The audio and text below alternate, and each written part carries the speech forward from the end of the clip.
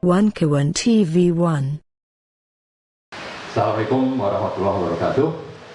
Selamat sore dan salam sejahtera untuk kita semua. Saya menyapa dulu Bapak John Ferry, terus Ibu Sompi, Mas Ojak, ya, dan kita semua yang hadir pada acara ini. Alhamdulillah, bersyukur kepada Allah, dan tak lupa juga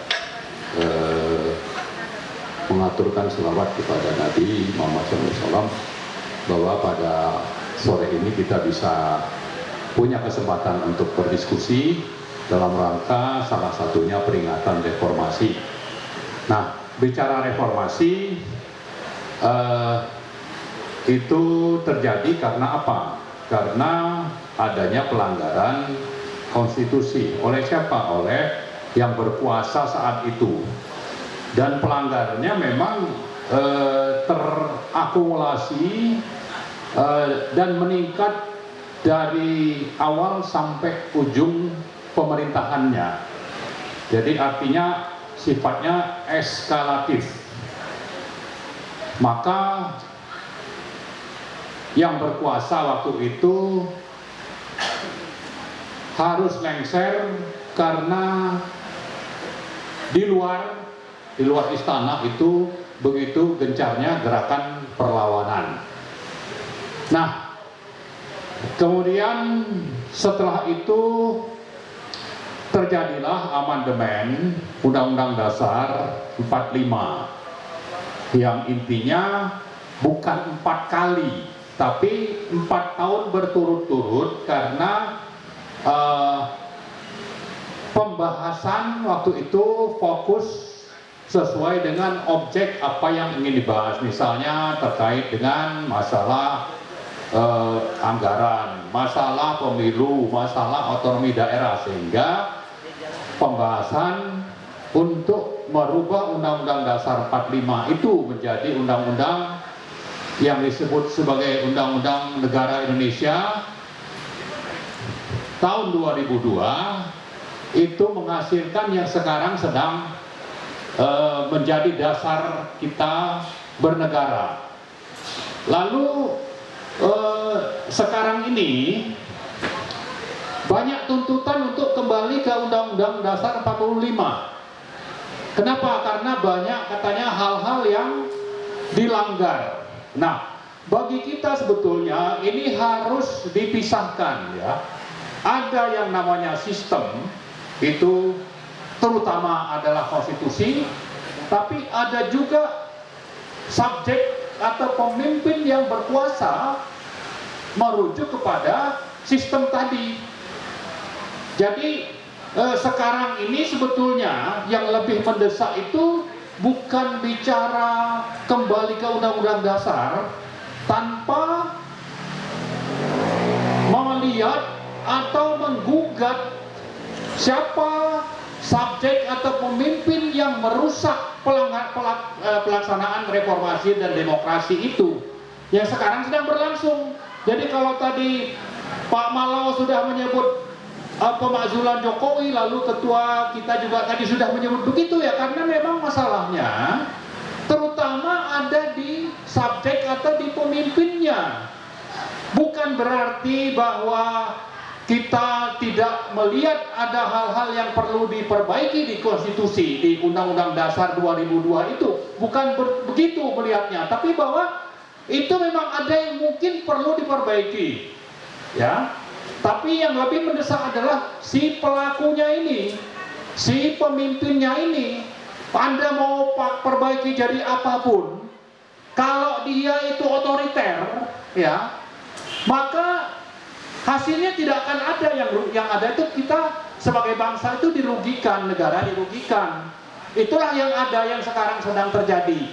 Nah, gerakan kembali ke Undang-Undang Dasar itu saya lihat itu juga bisa saja ada penumpang gelapnya, ya. Kalau kita ingat itu 2-3 tahun yang lalu ada yang bersuara perlu amandemen segera, tapi nanti kalau MPR bersidang tidak masalah kalau menerbitkan dekret untuk perpanjangan masa jabatan Jokowi 2-3 tahun. Itu pernah terjadi, itu diucapkan di 22/2023.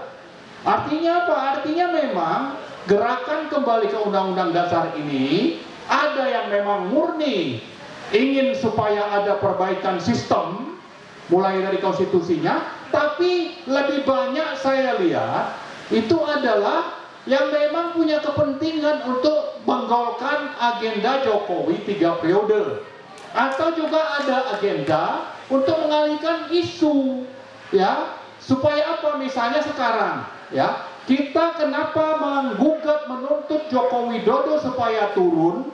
Karena sudah nyata sekian banyak ketentuan dalam konstitusi itu yang dilanggar, ya. Karena itu kalau ingin diperbaiki, salah satu pelanggaran konstitusi yang dilakukan oleh Joko Widodo itu adalah melalui proses di DPR. Kita pernah dengar yang namanya angket putusan MK nomor 90. Kita juga pernah dengar angket tentang pemilu curang. Itu semua sebetulnya hal-hal yang nyata bahwa Joko Widodo sangat nyata melanggar ketentuan dalam konstitusi.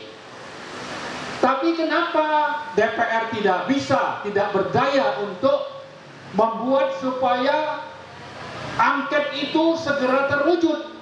Ya, kenapa? Karena di satu sisi Joko Widodo pasti berusaha supaya itu tidak terjadi. Di sisi lain, partai-partai itu banyak yang tersandra kasus korupsi, sehingga mereka tidak berdaya untuk melanjutkan rencana angket itu. Nah, karena itulah kita gerakan rakyat, ya, apakah itu pendukung 01, pendukung 03 itu melakukan demo berjilid-jilid, ada di depan patung kuda, ada di depan DPR. Kenapa? Karena kita merasa sudah tidak punya harapan, ya, tidak ada harapan untuk supaya pengkhianat konstitusi seperti Joko Widodo itu bisa segera dilengsarkan. Itu tidak berdaya kita, maka diharapkan rakyat. Nah, begitu demo tadi sudah disebutkan, ini juga sepi nih, ya, demonya juga saya ikuti, ya, mayoritas saya ikuti dan saya yang juga ikut terlibat mengkoordinir demo itu. Tapi yang hadir rasanya tidak pernah lebih dari 20.000 orang. Nah, bagaimana bisa terjadi perubahan kalau yang demo hanya seperti itu? Ya, tapi saya bukan mengajak pesimis, ya. Saya sebetulnya mengingatkan ini, minimal saya merasa bahwa menurut keyakinan agama, misalnya kita ini samalah agamanya tuh yang manapun itu kan, kalau ada kejahatan itu pasti tidak suka. Dan kejahatan itu kalau bisa kita hentikan. Nah, minimal kita sudah melakukan itu. Tapi siapa tahu setelah kita mulai ini ada pertolongan dari Yang Maha Kuasa, sehingga yang tadi cuma 20.000 itu bisa menjadi ratusan ribu. Karena itu saya berharap dalam rangka ulang tahun reformasi dan demi tegaknya demokrasi, saya sangat berharap bahwa tema kita berikutnya itu tetap nomor 1, bagaimana pemakzulan Jokowi, ya. Kemudian yang kedua, tolak hasil pilpres curang. Kemudian yang ketiga, supaya yang namanya pemenang pilpres itu dibatalkan untuk nanti dilakukan pilpres ulang. Jadi 3 hal itu saya kira, saya berharap bisa kita lanjutkan perjuangannya, advokasinya. Mudah-mudahan ini hari awal permulaan kita untuk melakukan gerakan dan mengajak gerakan rakyat itu supaya pelanggar pengkhianat konstitusi itu benar-benar bisa berakhir masa kekuasaannya. Nah, sedikit lagi saya sampaikan bahwa kalau bicara ketentuan apa saja dalam konstitusi yang dilanggar oleh Joko Widodo misalnya, itu antara lain kalau terkait reformasi itu ada TAP MPR nomor 6 2001, ada undang-undang tentang penyelenggaraan negara yang bebas KKN nomor 28 tahun 99 pasal 22. Ada misalnya pembagian kekuasaan, ya, bahwa kita mengenal yang namanya trias politika. Ada ranah eksekutif, yudikatif, legislatif. Tapi karena culasnya Joko Widodo, yang dua ini sudah dilumpuhkan. Yang namanya legislatif tadi sudah saya sebutkan, tidak berdaya untuk mengusung angket legislatif. Lalu yudikatif, itu yang namanya MK, itu bisa ditaklukkan oleh Joko Widodo yang sebetulnya fungsinya tidak boleh membuat norma hukum.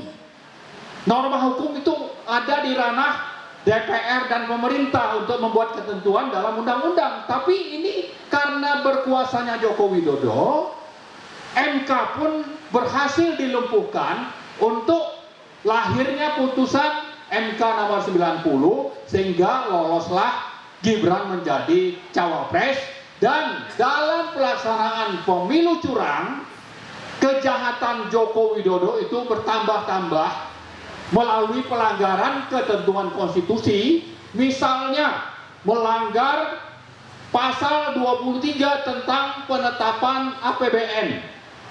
Joko Widodo melanggar pasal 33 menetapkan bansos sekitar 49 sampai 50 triliun tanpa membahas dengan DPR. Ini jelas pelanggaran. Lalu menggerakkan aparat sipil negara, aparat penegak hukum, kementerian-kementerian, sampai yang namanya menyandra kepala-kepala desa. Itu dilakukan dalam rangka pemenangan 02. Nah, lalu semuanya ini kan kita tidak berdaya untuk melawannya, gitu.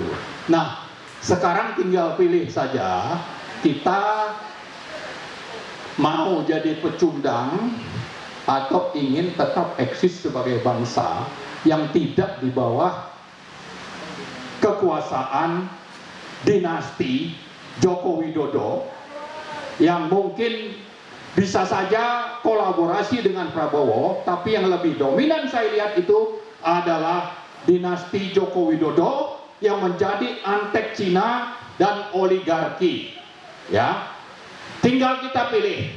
Tapi saya sudah ingatkan tadi, mari hari ini kita jadikan sebagai awal perlawanan kita terhadap rezim oligarki nepotis pro Cina ini.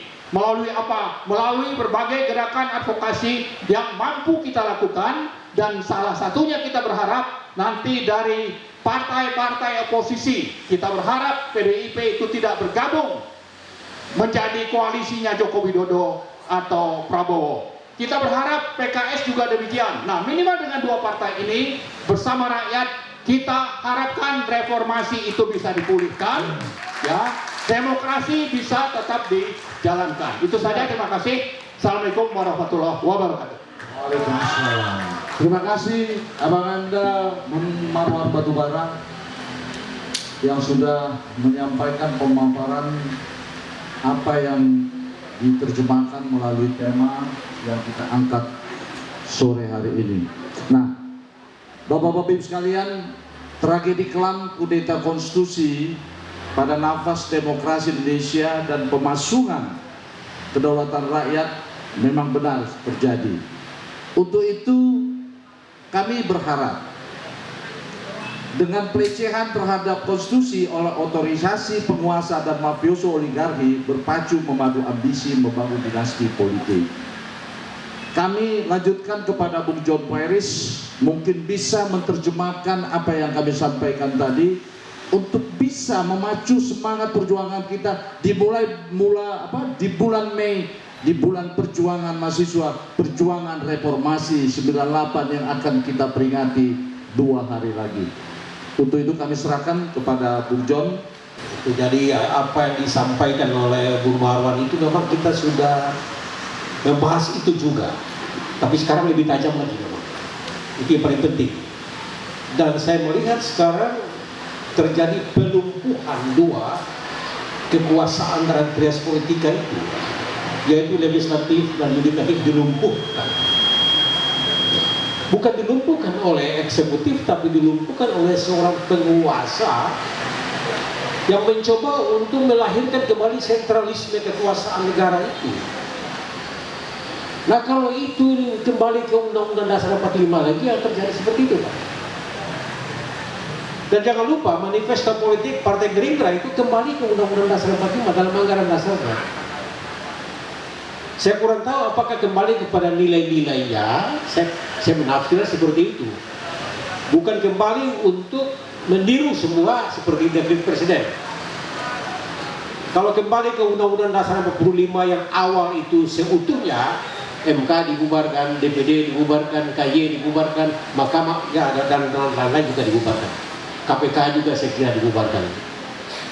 Kita tidak bisa membiarkan itu terjadi. Kalau itu terjadi, saya kira kalau legislatif dan yudikatif sudah lumpuh, ada kekuatan rakyat. Pasal 1 ayat 2, kedaulatan itu ada di tangan rakyat. Tapi memang dilaksanakan menurut Undang-Undang Dasar. Tapi pokok anak kalimat itu tidak nyambung.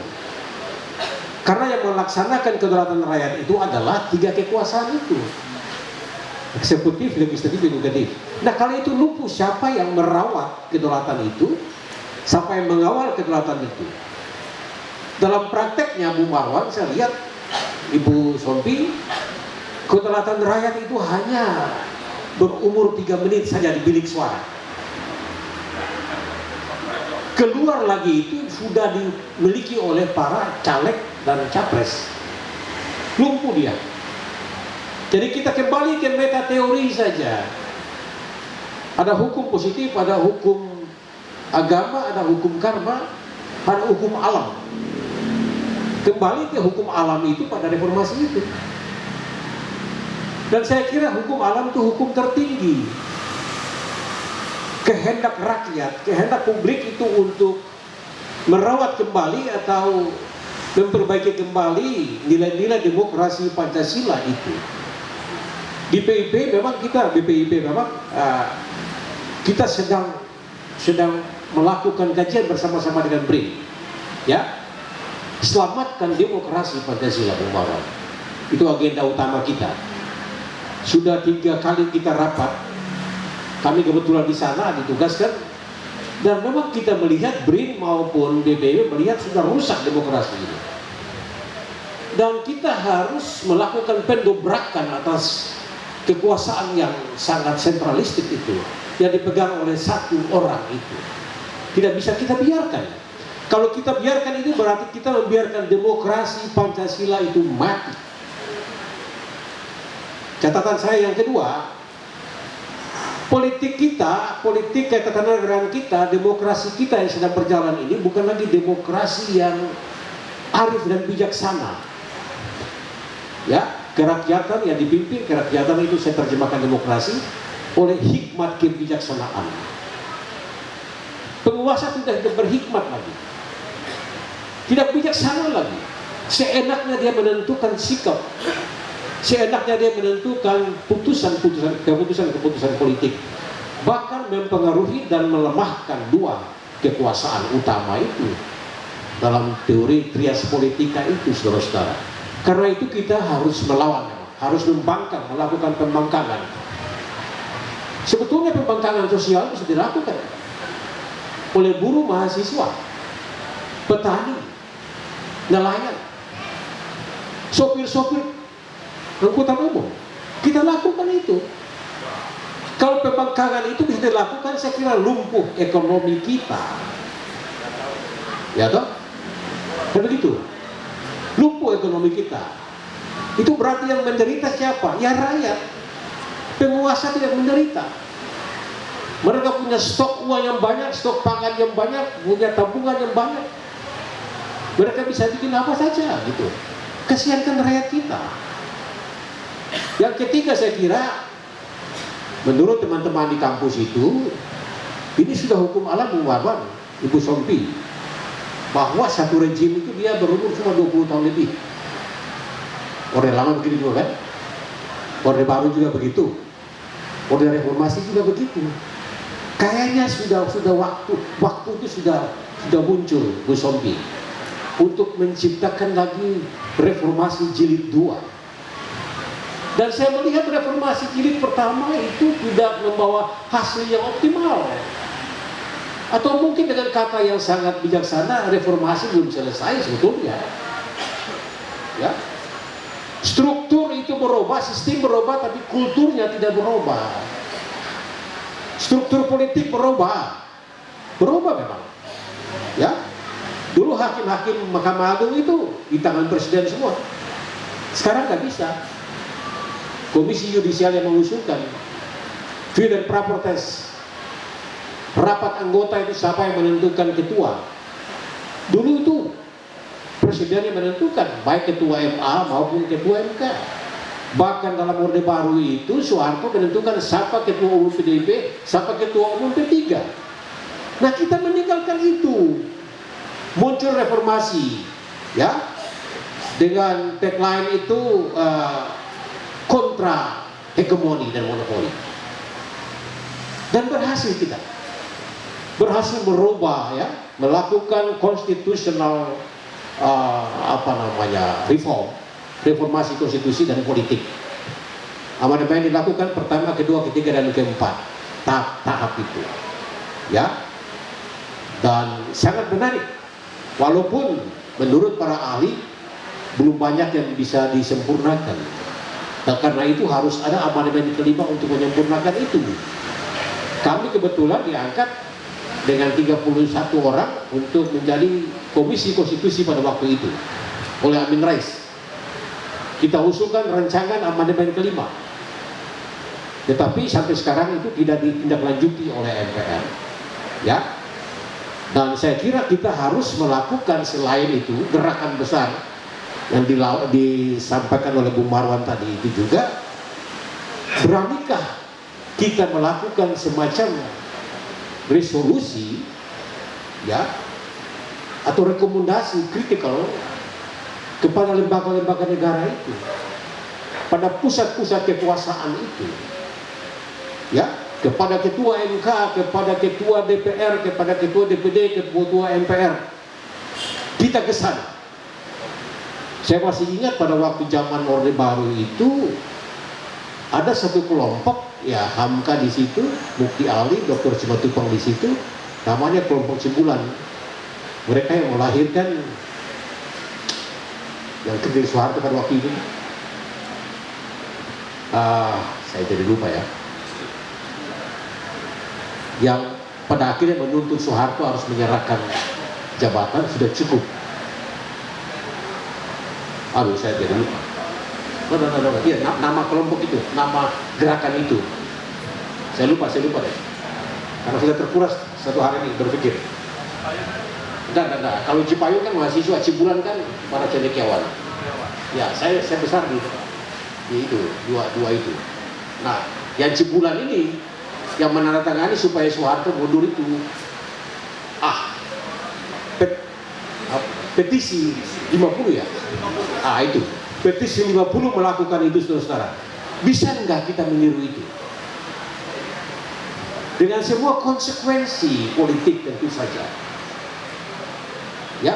Kita mencari dukungan juga dari para jenderal yang masih banyak idealis, ya. Jangan biarkan kita bergerak sendiri. Harus ada supporting system yang bergerak juga untuk mendukung kita. Dananya dari mana? Simpul-simpul bahasanya dari mana? Dulu reformasi berhasil karena dia dari kampus. Solid betul-betul itu. Saya kebetulan dengan Hendra di UKI, ya. Forkot itu. Anak kata Adrian Napitupulu sambil punya jarum itu ditusuk temannya. Jangan berbicara di depan itu. Mahasiswa saya. Tanya Hendra ini, semua naik mobil, absen, kalau tidak demo, saya tidak lulus. Karena ini pendidikan politik harus berangkat. Lulus semua. Nah, gitu. Jadi hidup. Karena rektor juga mendukung. Dewan Guru Besar juga mendukung. Nah, sebetulnya Dewan Guru Besar ini sudah solid. Sekali-sekali itu tim inti itu berbicara dengan mereka juga. Siap. Atau Bung Marwan, bagaimana kita pikir kita memfasilitasi itu? Ada satu pertemuan khusus yang sangat eksklusif dengan guru-guru besar itu, ya, Sangat mengapresiasi. kan begitu. Siap. Ya? Saya kira itu inti dari saya ya, karena jam 5 sebetulnya saya mau mengajar lagi nih. Terima kasih banyak. Terima kasih kepada Abang Anda, Profesor Dr. John Peris. Bapak-bapak sekalian, karena waktu memang ini kita tadi terlambat mulainya, kita langsung aja kepada Ibu Sombi, Dr. Sombi. Silakan Bunda. Saya biasa, karena saya Berdiri. konsultan biasa bicara berdiri. Silakan Bunda. Ibu Dokter. Terima kasih. Mohon maaf karena saya konsultan biasanya bicaranya berdiri, jadi tidak bisa duduk. Mohon izin sama bapak-bapak narasumber. Terima kasih atas kesempatan yang diberikan. Saya mengucap syukur kepada Tuhan yang memberi kesempatan kita bisa bertemu di sini. Karena saya biasanya cuma lewat medsos. Kalau siapa yang bisa mengikuti tulisan postingan saya yang keras kepada Bapak Presiden Jokowi, kepada Panglima TNI, Kapolri, Ketua MK, Ketua MA, Ketua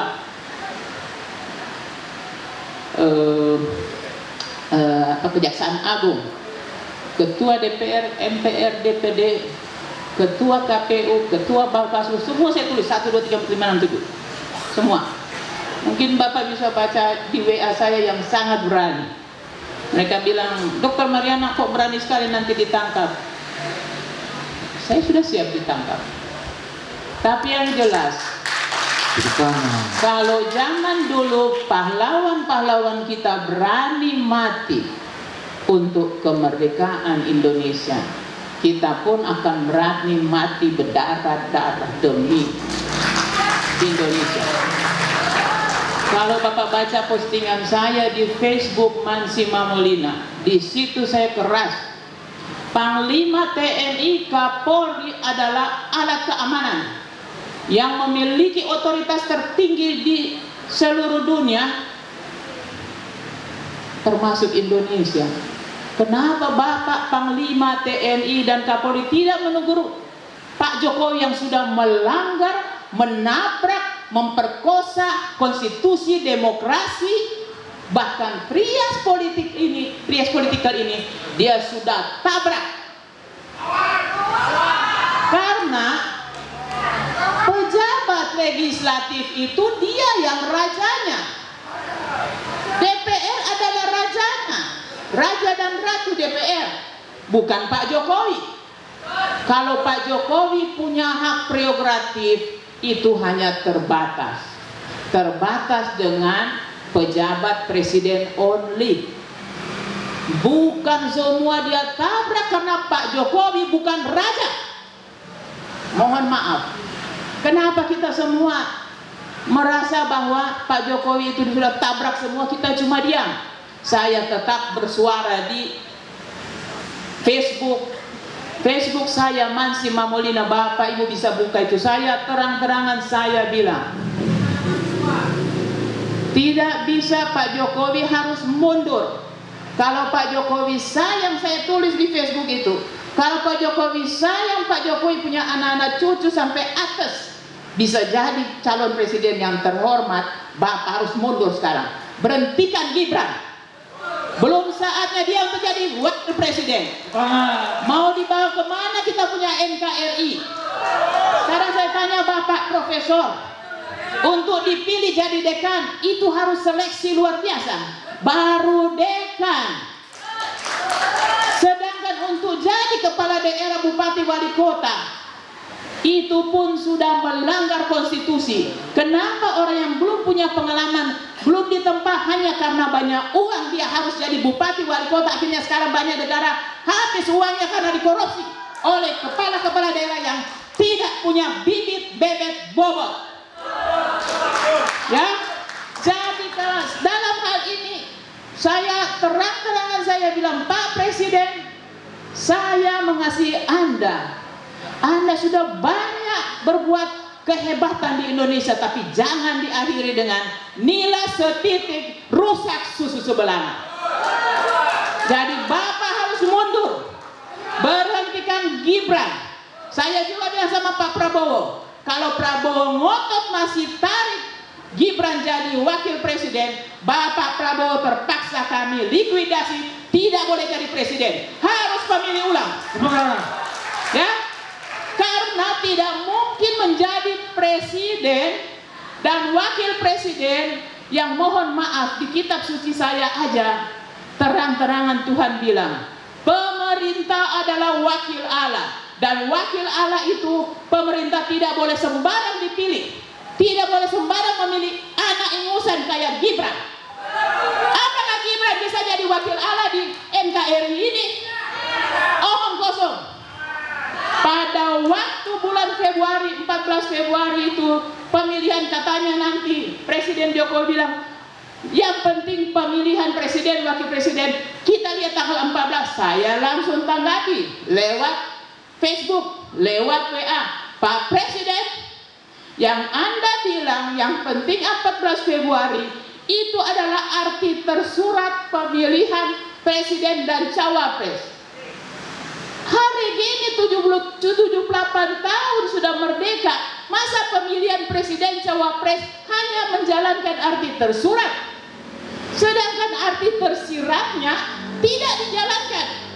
Karena arti tersiratnya harusnya DPR berembuk, berapat, menentukan siapa nominasi calon presiden, wakil presiden yang harus, ini syarat-syaratnya yang harus diikuti oleh partai-partai untuk mengusung capres cawapresnya, yang ada bibit bebek bobotnya. Itu kenapa sampai ada DPR, itu kenapa sampai ada legislatif. Tapi ini Pak Jokowi langgar, dia tabrak. Dia punya jabatan adalah pejabat eksekutif. Jabatan eksekutif dia tidak boleh tabrak, tidak boleh langgar, tidak boleh perkosa. Nah, saya bilang dia sudah perkosa. Jadi presiden punya hukuman itu sudah berlapis-lapis, lapis-lapis sampai di atas. Kenapa kita diam? Akhirnya saya bersuara kepada Panglima TNI dan Kapolri. Saya keliling bawa Jenderal Sudirman yang saya lukis. Di mana alat keamanan sekarang, baik TNI dan Polri, siapa yang punya jiwa seperti Sudirman, Jenderal Sudirman ini, yang bergerilya di hutan-hutan, ya, demi kemerdekaan Indonesia. Tapi kenapa sekarang kita mau bawa Indonesia dijajah lagi oleh penguasa tengik yang terselubung di belakang Jokowi? Kalau Jokowi mereka sudah ikat lehernya, tapi kita bisa serbu, bisa hantam, karena kita akan dijajah kembali. Jadi betul Pak Marwan bilang, 3 ini kita harus jalankan, ya, termasuk Pak Jokowi harus mundur, lengser, ya. Kalau betul-betul dia punya jiwa patriot sayang rakyat, dia harus mundur, ya. Kedua, kalau Pak Prabowo masih ngotot memilih wakil presiden Gibran, harus dilakukan pemilihan ulang. Jadi Pak Prabowo tinggal pilih, dia mau tetap presiden, tapi pilih wakil presiden baru. Tapi kalau Pak Prabowo tetap ngotot, dipaksa Pak Jokowi harus Gibran, tidak boleh, karena kita tidak mau Tuhan membiarkan malapetaka terjadi, malapetaka demi malapetaka dari Aceh sampai Papua. Tanggal 14 Februari yang paling banyak memilih Prabowo Gibran Sulawesi Utara. Saya langsung bilang, kalian Sulawesi Utara, walaupun saya orang Sulawesi Utara, kalian lebih memilih periode, kalian melecehkan Tuhan. Lihat aja malapetaka, terjadi gunung ruang meletus, berapa minggu tutup bandara, berapa PAD tidak masuk. Itu hukuman Tuhan. Apakah kita mau Indonesia dihukum Tuhan kalau ini tidak dirubah? Jadi yang kita bela sekarang adalah bagaimana seluruh rakyat Indonesia itu tidak harus benar-benar Pancasila ditegakkan. Karena sekarang mereka sudah tabrak bukan cuma konstitusi, Undang-Undang 45, Pancasila, sila pertama ketuhanan, sudah melecehkan Tuhan dengan memilih pasangan yang tidak layak jadi wakil Tuhan. 1 menit lagi. Kedua, ya, Pancasila sudah dilanggarkan. Ketuhanan yang Maha Esa mereka sudah lecehkan. Kemanusiaan adil dan beradab malah ini tidak beradab. Ketiga, tidak ada persatuan Indonesia. Keempat, apalagi demokrasi diinjak-injak. Kelima, tidak ada keadilan. Jadi mohon karena waktu terbatas, maka harus kita maju. Dan ada satu, saya punya pointer. Semua mahasiswa yang sekarang tidak bisa kuliah karena UKT tinggi, saya hanya bilang kalau semua mahasiswa seluruh Indonesia bersatu, ya, bersatu dengan saya punya apa saya bicara ini, saya punya penemuan mau dibeli 100 juta miliar pound sterling, mau dibeli, saya kasih gratis semua mahasiswa, tidak usah bayar UKT, asal bersatu dengan kita. Baik para guru-guru besar, tolong bilang semua mahasiswa, kalau tidak mengikut kita punya reformasi baru ini, jangan kasih lulus, keluar dari fakultas. Lebih baik kita bikin begini, daripada kalian mau masuk fakultas UKT-nya tinggi, belum dilantik saja sudah UKT tinggi, bagaimana kau sudah dilantik? Karena cawapresnya tidak ada solusi. Saya aja belum jadi wakil presiden, saya sudah ada solusi. Jadi mohon karena sudah habis waktu, sekian, terima kasih.